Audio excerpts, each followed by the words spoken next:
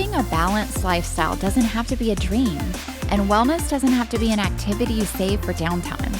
Instead, elevate your personal and professional life with the tips, tools, and insight to holistically support healthier habits.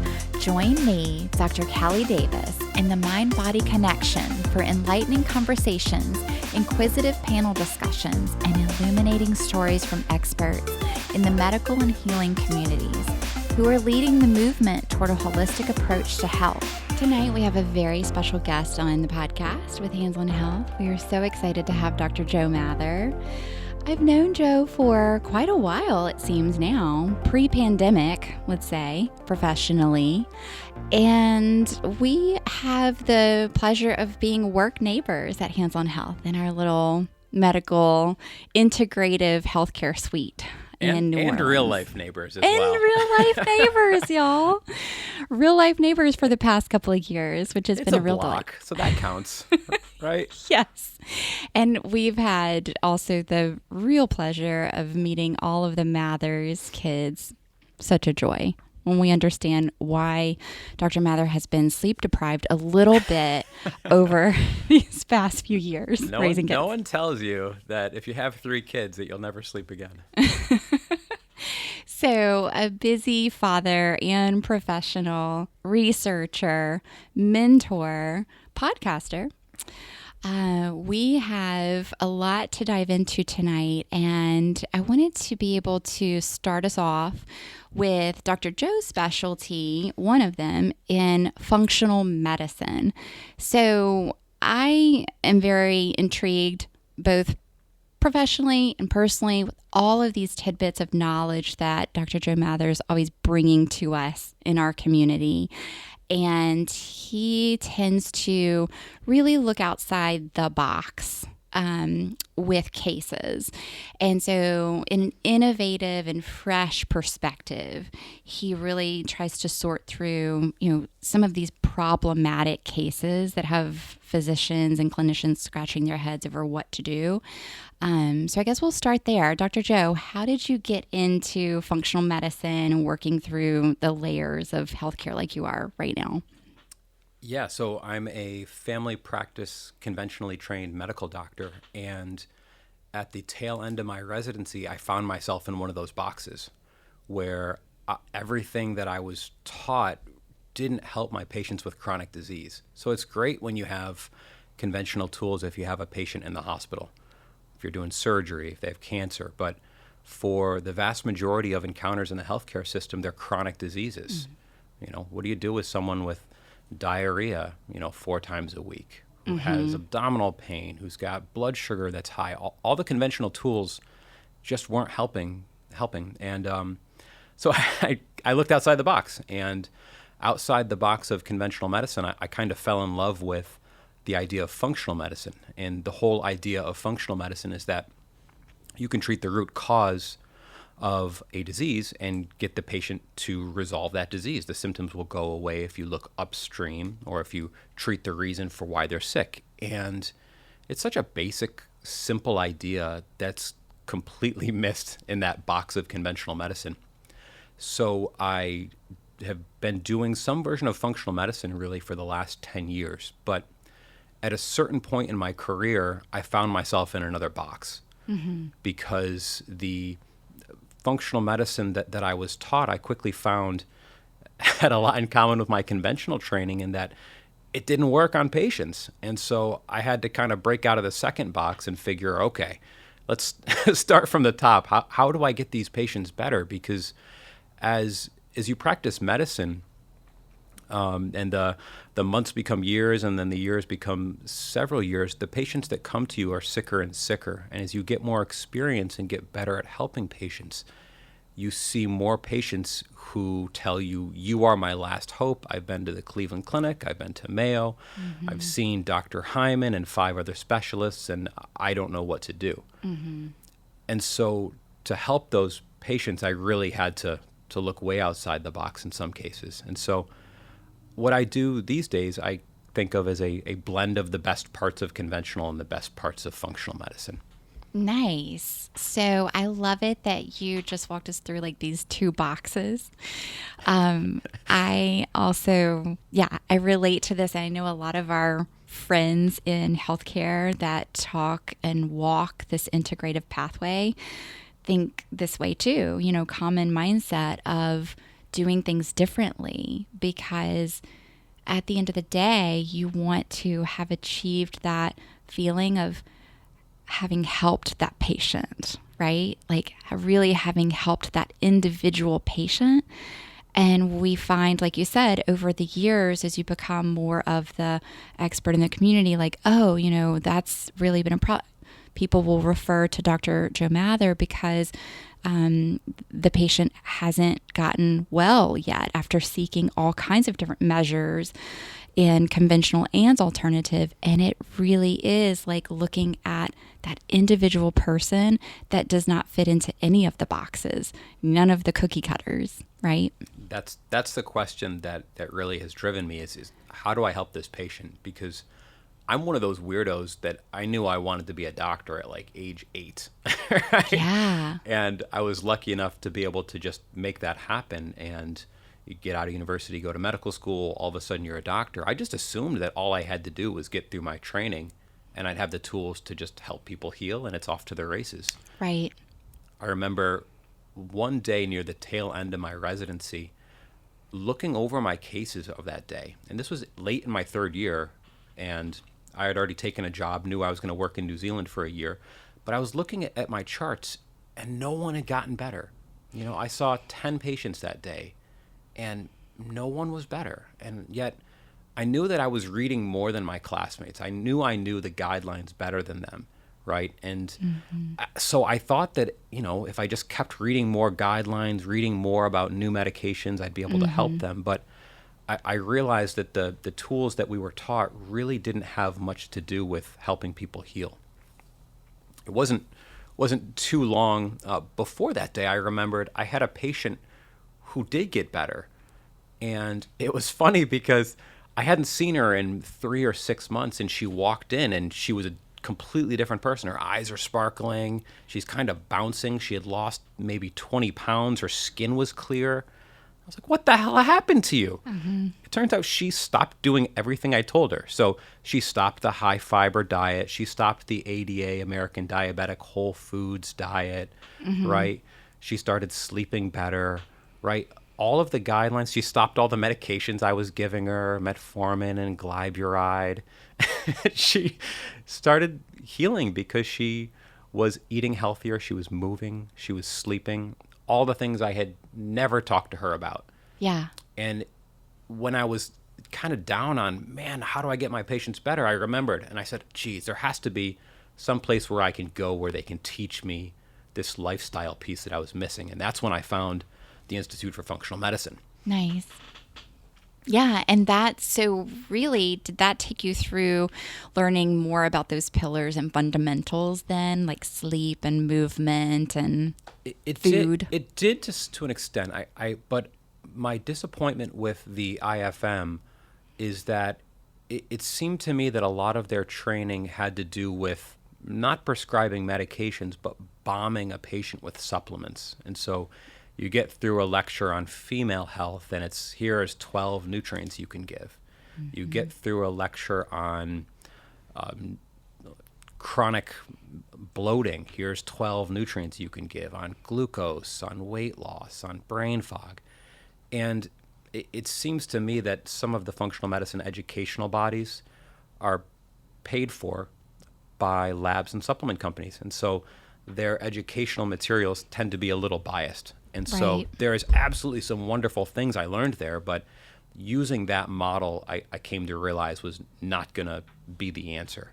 I love that you're highlighting that, because when I first began to discover and talk more with other practitioners about functional medicine doctors, it was, oh, this functional medicine doctor, but they use a lot of supplements was the next sentence.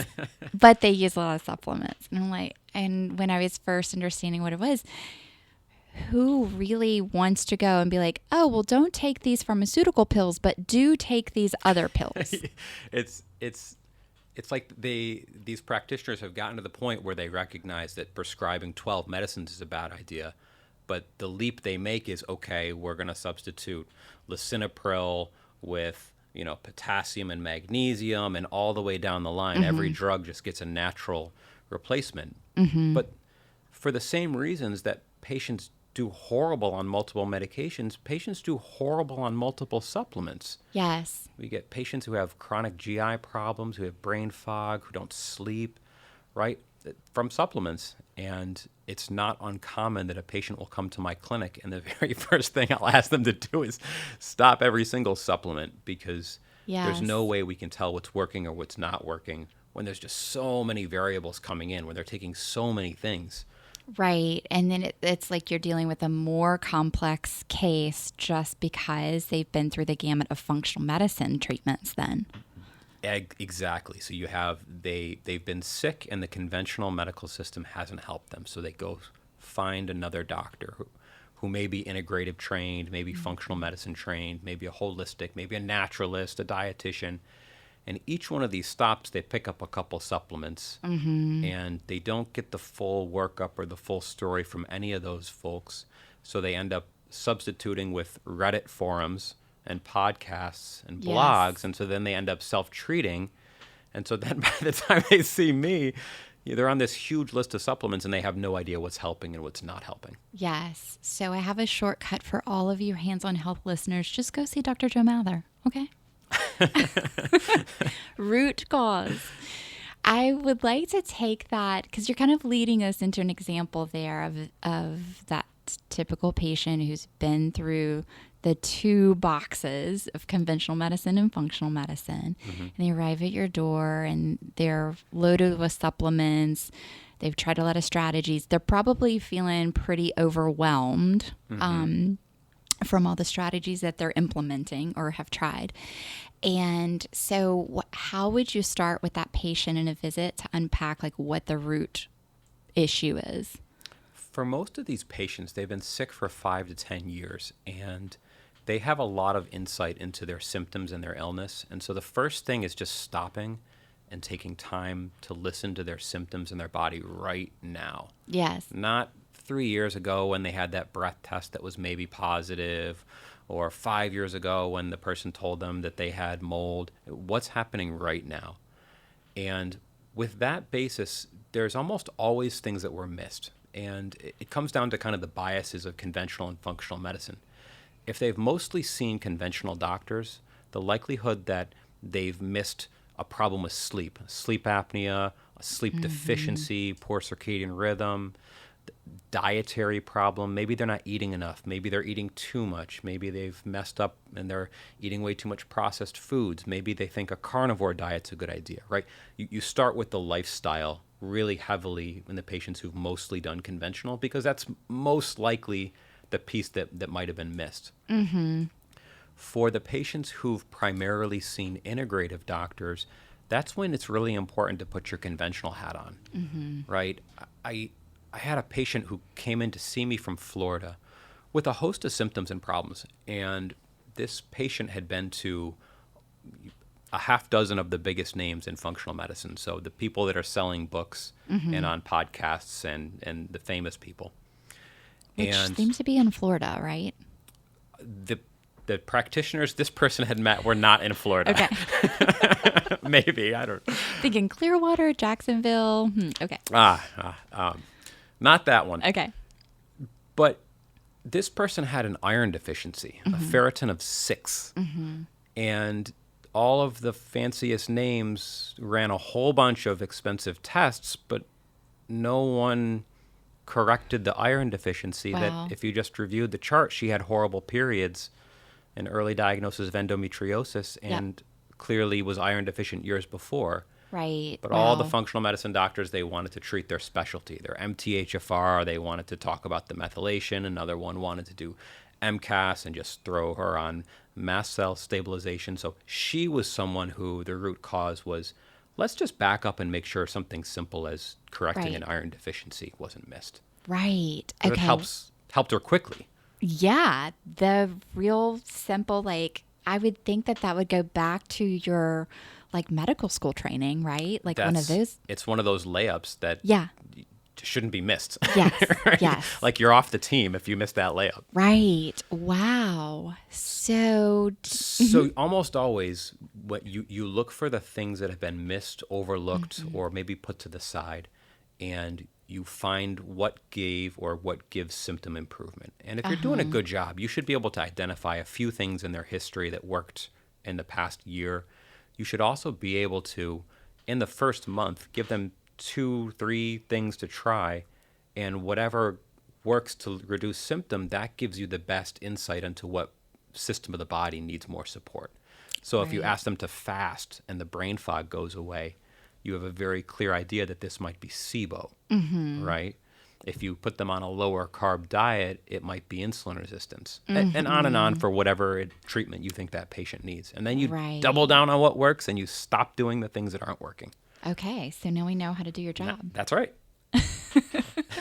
It's that simple, y'all. I had a patient come in the other day and tell me, she's like, well, you know, there's so many more kids coming up with autism and Asperger's and on the spectrum, and we're going to need a lot of doctors like you to treat all them. I was like, God, that sounds like a lot of work. Like, we got to train other doctors. Yeah. That's too much for me to do. Well, that actually, it's a little tangent here, but do you do any training of other physicians? I've never talked to you about that. Yeah, I have, and I do. Okay. So at my last job, I was the medical director for the Rousseau Institute of Functional Medicine. And it was, you know, one of the best parts of my career was teaching those young doctors how to problem solve. Yes. What systems should they treat? What should they not treat? What works? What doesn't work? Yeah. What's snake oil? What's not? And currently, I mentor clients from Moss Nutrition. So Moss Nutrition is the supplement company that I have been using for a decade, and their practitioners will call me when they're stuck with cases. Right. So now I get to teach all of them. Nice. And I lecture at conferences occasionally, and have a couple more things in the works. Yeah, great. Because that's well, I heard that you're writing a book. Yes. Books are hard to write. I'm approaching 90,000 words, and writing a book is like 10 times harder than you think it's going to be when you first start. They don't write themselves. No, they do not. Nope. So, do you want to give us any peek into what the book is going to be about? It's a lot of the things we've already talked about.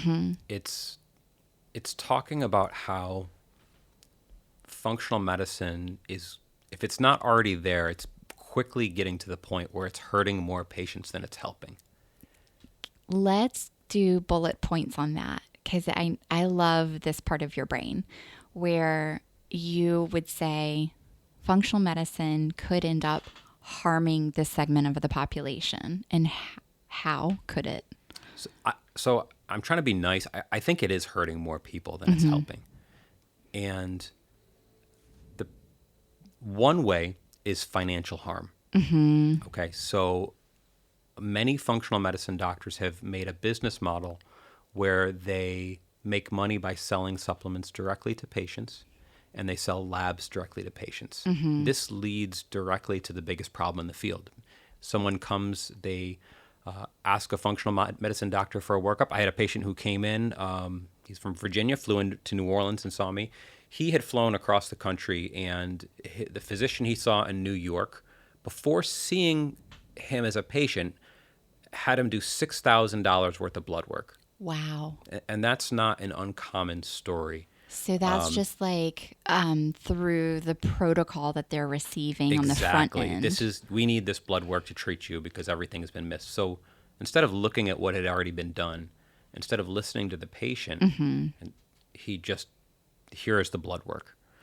And thankfully, I think a smoke alarm went off, and so the patient was unable to get the blood work, and so he was like saved by the bell, and then came to see me. Yeah, exactly. But so they order all these tests. So not just blood work, we get organic acid tests and cortisol tests and Dutch tests and mold toxin tests and heavy metal testing and everything under the sun. Stool tests, breath tests, and whatever the doctor's interest in, they may order a half dozen tests.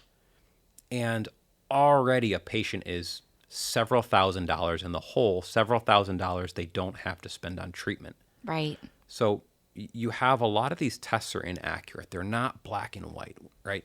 The main thing patients want from a functional medicine doctor is to finally know the answer. Yes. And the promise is that if you just do that one more test, the one that every other doctor didn't think of, that you'll find that one answer and then Right. be able to give you the one pill Right. that will fix it, right? That's the hope. That's the underlying premise. The fact of the matter is that most of the labs just aren't accurate enough to deliver on that. They suggest possibilities, but they can't confirm. And then once you have the lab, it doesn't tell you how to treat the patient. Right. So a lot of waste happens that hurts patients, right? Once a doctor is kind of committed to that model, to keep the lights on, they have to keep doing it. Mm-hmm. And what happens is the patient comes in and they've done a half dozen tests and maybe 3 are positive. And then the doctor tries to treat them all at once. Mm-hmm. So nothing gets done. They don't know what's working, what's not working. And most of the functional medicine doctors then go their entire career without really knowing what worked and what didn't work. Right. Because they never did one thing at a time and reevaluated. Because it was combination approach. Like, let's just throw all this at it. Or we call it shotgun approach sometimes. Yep, they just try to shotgun it. Mm-hmm. So it hurts patients because it wastes their money on tests that almost always aren't needed if you listen to the patient. They waste money on tests that are often not validated. Right? And then it creates an ineffective treatment program because the doctor feels like they have to treat the results. But if they have 3 test results, maybe 1 is the reason and 2 aren't, right? Right. So treatment is less effective. Going in circles. And then because they make money on testing, they feel like they have to retest whatever test was positive every few months. Right. Right? So the patient then is continuously chasing, the doctor and the patient are chasing lab values. And each time they do this, they get farther and farther away from, are these symptoms helping? Yep. Are your symptoms getting better with the treatment? So it's kind of a multiple layer that patients are hurt by. And so that's the high level of where it's hurting people. Yeah, I could see how, given a year or two going down those rabbit holes, would be pretty negative impact for someone who is still sick, right? Like, at the end of the day, they're still feeling like crap. They're putting all of their eggs on the functional medicine basket, and they're so desperate and ill that they're willing to spend the money and give the doctor the benefit of the doubt. And a lot of the doctors mean well. Sure. They are trying to help. Most of them really, really, really want nothing more than their patients to get better, but they bought into this system that leads them astray. Right. Right. And so that's what the book is about, and it's my suggestion of how they can move away from that kind of testing and over-treatment dominant model. I love that. It really looks at the limitations of that system, where I feel like the perception of the savvy healthcare consumer is that, oh, functional medicine, that's the thing. Yeah. Right? Yeah. So, and it's hard though, right, Kelly? Because it's not to say that conventional medicine is better, right? Right. So these poor patients, they've gone usually a dozen specialists, and most of them see a patient with symptoms that they don't really understand, and they say, go see another specialist, or here's a test and I don't know, or it's just stress. It's in your head, right? So patients get gaslit by the conventional system.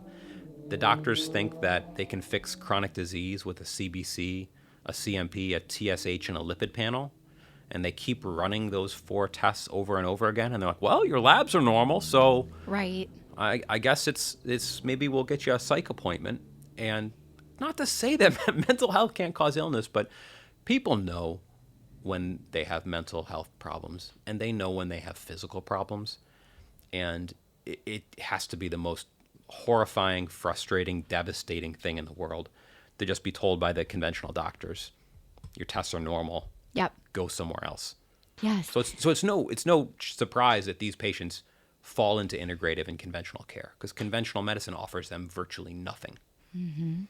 Okay, so in that approach where you're seeing the patient, and there's definitely a lot of stress involved, right? Because they've been seeking answers. They haven't really been getting, I'm interested in this word using. They haven't made progress. Yes, right. No progress, right? It's kicking the can down the road, per se. And so in that kind of situation where, we both like to talk about the nervous system and all of the facets, right? Sympathetic nervous system, fight or flight, trauma responses. So when you are assessing a patient who is also carrying some of that trauma, maybe it is medicalized trauma, maybe it is literally from the number of providers that they've been seeing that. Yes, that happens a lot. Yes. Yeah. Let's talk about that. And so tell me the question. Is it more, how do I handle that with my patients, or is that a problem? So I'd like you to give us the viewpoint that you have, like kind of let us look through your lens at the patient when they're carrying all of that extra, and they're thinking, maybe this is all in my head. Yeah, because a lot of patients come in and they are thinking that because they've been told it or they've been questioning it. The first thing I do is I ask about trauma, I ask about depression, I ask about mood, and I usually don't treat that at the start of the case because my assumption is that the problems are physical, that something was missed before I just rule it off as a mental health problem. In large part because so many of my patients have been told that again and again incorrectly. Right. It's just depression, happens when you get older, blah, blah, blah. Right. And so many times a physical problem is there to be solved, and then they feel better. It's like, well, yeah, I guess it was just an iron deficiency. I guess you just had SIBO that was missed, or whatever it is. But I always, whenever I get a sense when I'm meeting with a patient that there's trauma or that there is depression that is holding them back, I acknowledge it and say, I'm going to work on you with the obvious physical things, but I'm getting a sense that this might be at play. What do you think? And some patients will say, absolutely, like, my other doctor just wanted to put me on an SSRI and I didn't feel better, and we can talk about other options. And some patients aren't ready, and I say, no problem. I always tell them, I reserve the right to bother you about this later. And so yes, I like if in 3-4 months, when I'm working on the lifestyles, I'm working on the gut, I'm working on whatever the problems I find, and you're not making progress, we've got to go back to the drawing board. Yeah. And I write, childhood trauma right. on their chart. And at that point, I might readdress it and say, have you thought about doing somatic experiencing? Have you thought about doing counseling with Lauren, who's right down the hall, who's phenomenal. Yes, right. Lauren Gaiman. And Lauren is phenomenal. And so a lot of times patients need that supportive piece. I'm not a counselor, not a therapist. And so I love integrating with other practitioners who can pick up the pieces that I'm not trained to do as well.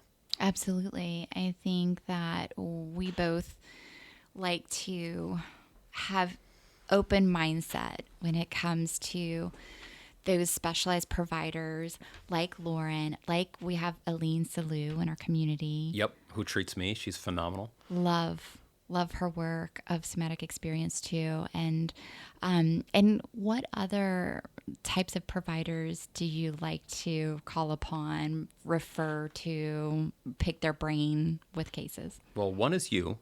So physical therapy. So I'm a male. I'm a solo practitioner.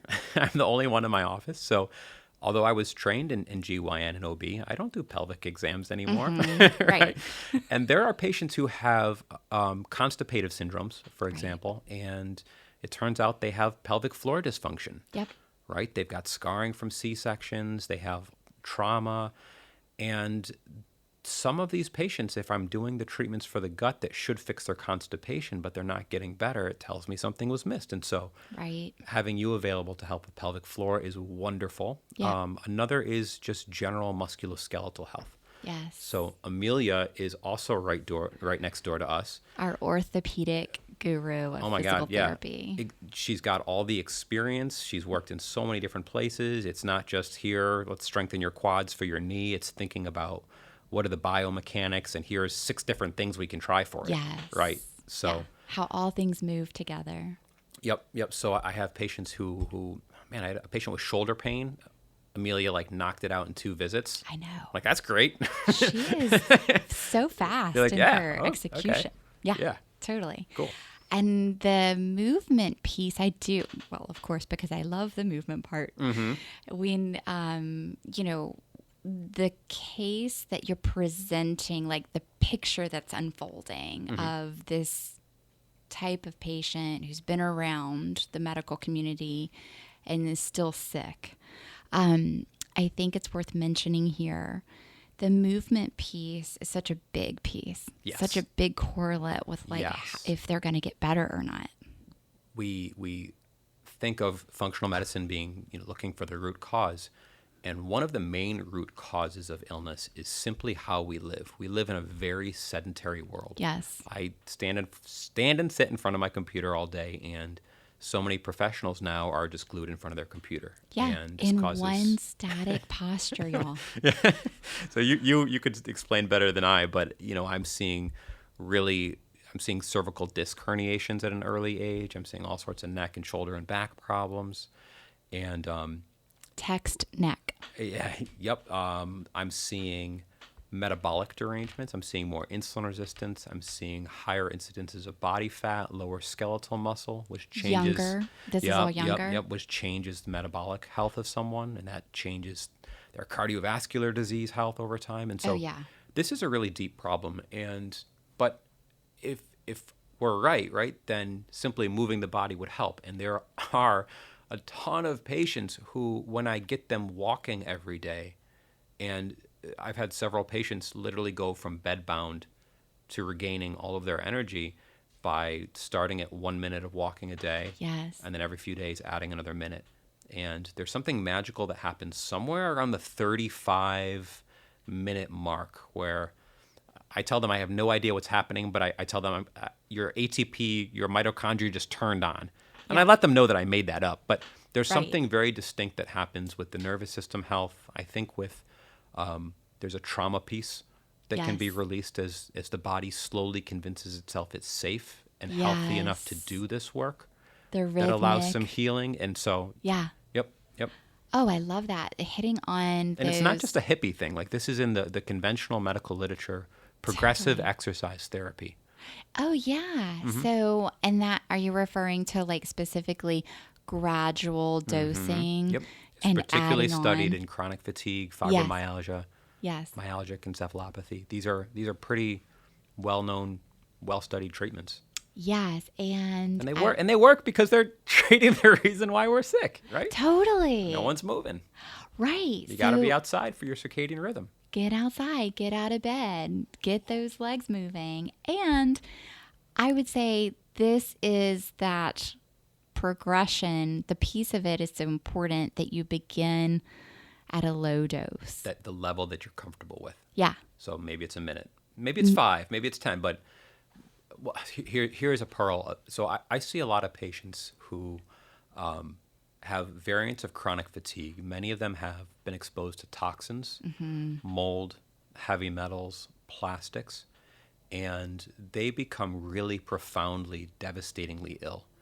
And one of the reasons why they haven't healed is all of the doctors and well-meaning doctors, functional and conventional, push them too hard too quick. Right. They say, my treatment to detox is this. They give them way too much, and these patients fall back maybe 2 months, right? So they've been told that if they just get through a healing crisis or a detox or a herx that they'll get better. But the honest truth is that those things very rarely work. The body's trying to say, you're giving me too much, please stop. Sure. So the right move isn't to do more of it, it's to back off and build up a way to make them more resilient.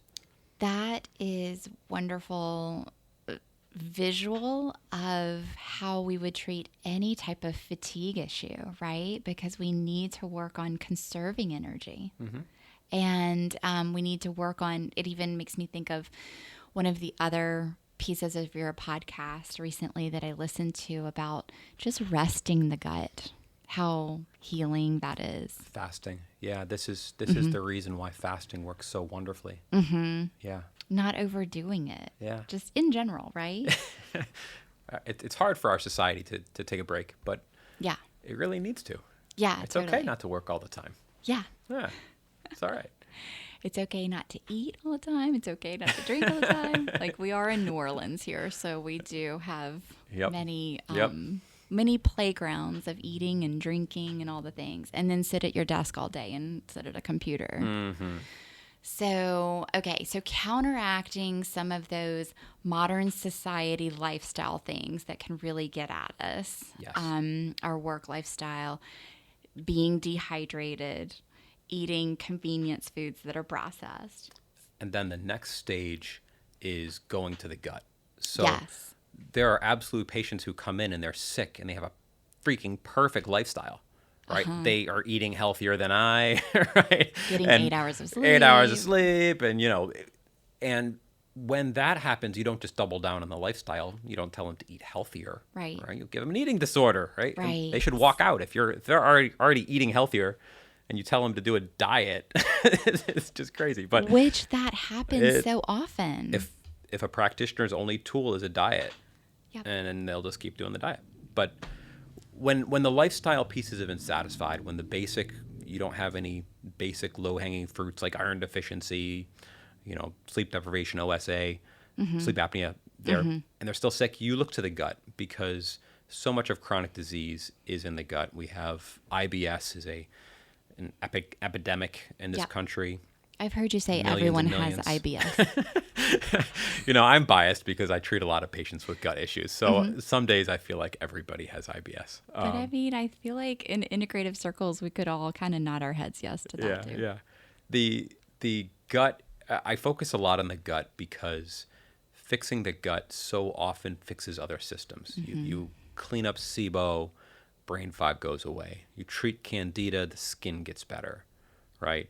You soak up the bile acids, right? People all of a sudden have energy and their stomach starts hurting. And on and on and on. There's just so many places where treating the gut shows effect in other systems. And so that's kind of my next level, my next go-to, because you're more likely you're likely to help the GI symptoms, but also the rest of the body. Right. And when you look at helping the gut heal, is that where you bring in supplementation when needed? That becomes more specific then to the gut. Yeah. So then you need tools, right? Yeah. So you need to put things in the gut to heal the gut. So Right. so you're doing diet, you're doing sleep, you're doing fasting, right? Those are big three.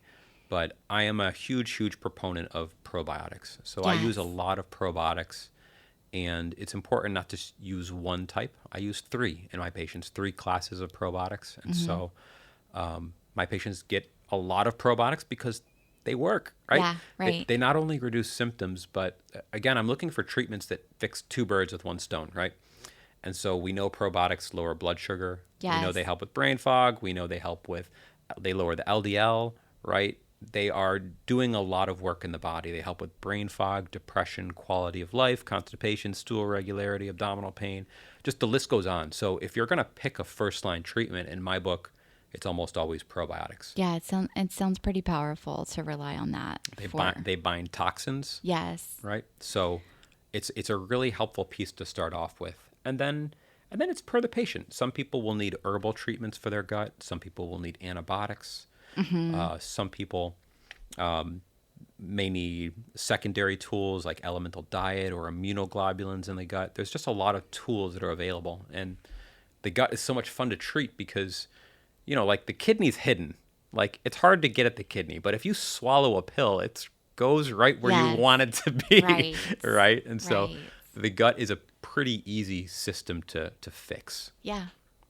I love that. And the adaptability in it. Yep. And so in the general model of how I think about helping these patients, it's lifestyle fundamentals, number 2, gut, And then if you've done decent work on the gut, or if the patient really doesn't have gut symptoms, then you move to the third step. And that would be to look for biotoxins. Are they living in mold, right? Are they have elevated levels of lead in their blood, right? Have they been drinking from plastic water bottles their whole life and have female hormone problems, right? It's just a chemical burden. Right. And so here in New Orleans, most of my work is on mold because we live in a very humid city Yes. that is occasionally underwater, as you and I know from our street. From our street, yes. And from our history of living here, I tell patients you just have to grow gills in the summer here to be able to breathe the air. Yeah. I tell people that they should be getting in a sauna or walking outside. Or just walk outside your door and breathe. Yes. Yeah, exactly. And so as I journeyed and tried to get more and more patients better, at some point I hit a ceiling where all the lifestyle work, all the dietary, all the gut only got me so far. And there was a group of patients who were just still so sick no matter what I did. Those are the patients who usually are living in a moldy environment, or maybe their environment is clean now, but the last 3 places they lived was packed full of mold, and they're just full of mold toxins themselves. And so this is where the detoxification work begins. And so when you have kind of narrowed it down and they're in that mold population, I'm curious about how prevalent that is in the cases that you see. Like, what can you give me a percentage? It's so hard, Kelly, now because people seek me out. Yeah. Because they know I treat mold. Yeah, because Dr. Joe's the mold guy. And so I don't know that my estimate is worth anything. Okay. Because I'm biased, right? Because people are seeking me out for this. Yeah. I'll give you this. So this is my opinion. This is not anything I found in a research study, but I think most patients who've been diagnosed with chronic Lyme don't have chronic Lyme, but are instead sick with mold. Yeah. I think they were misdiagnosed. That is not a far reach. And so that's a lot of patients out there. Right. And I've treated now many patients who came in and they wanted me to treat them for Lyme, and I treated their mold and they got better, and maybe they still had a lab marker showing positive for Lyme, but they were 90% better. Right. You didn't need to treat the Lyme. Right. It wasn't the cause. It wasn't the problem. Yeah, that's really fascinating. Mold is so devastating to the immune system that it causes a lot of secondary problems. And so treating mold is just as much about rebuilding all the broken systems as it is fixing the mold and removing the patient from a moldy environment. Totally. So this would be mold remediation in their home or moving out of that home. Right? This gets really hard, and Yeah. it took me a while. I had to be utterly convinced that patients were sick with mold and that their environments were making them sick before I started telling them to move, because God, what a big thing for your doctor to ask you. So psychologically I stressful. really have to feel very confident before I would say that. But there are a couple ways that we can help figure out, is this the problem? The single best way, there are mold inspectors who can come to your home and do various tests. I find that those tests are a little outdated, and in my patients at least, almost all of them have had at least one negative test in their home, and then later we'll find out to have mold later. Gotcha. So I really worry about some of the air trap tests. They might not be reliable. They may not be reliable. The mold is under the floor and in the wall, but they're testing for mold in the middle of the room, in the air. So this to say, there are other tests to do other than air, but my favorite way to see if a patient is being exposed to mold and might need to move or remediate is to simply have them go on a vacation for 10 days. Yes. So this can be, I call it a mold move, right? It's a trial, right? It's not selling your house. It's not spending $3,000 on testing. It's go stay in an Airbnb for 10 days.